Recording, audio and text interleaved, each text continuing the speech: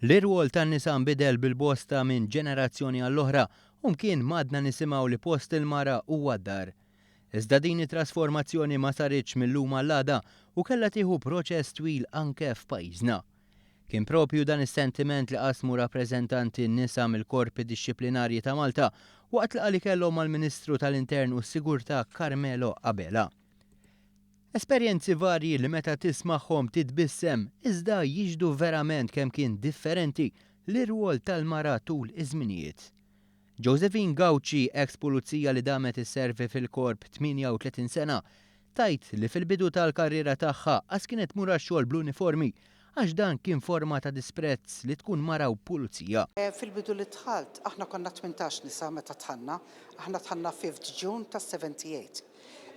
Ma konniex immorru ix-xogħol bl-uniformi. Immorru pajżana u anke immorru lejn id-dar pajżana. Iżda żminijiet inbidlu. B'miet uffiċjali pulizija nisa jidħlu fil-korp, il-forzi armati u saħansitra uffiċjali fil-ħabs.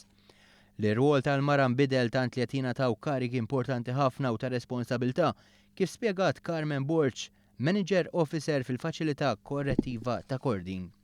Jiena xogħli huwa ta' Current Reintegration Manager, ġifieri għandi servizzi taħt idejja fejn naraw il-bżonnijiet tal-priġunier kif l-aħjar nistgħu ngħinuh.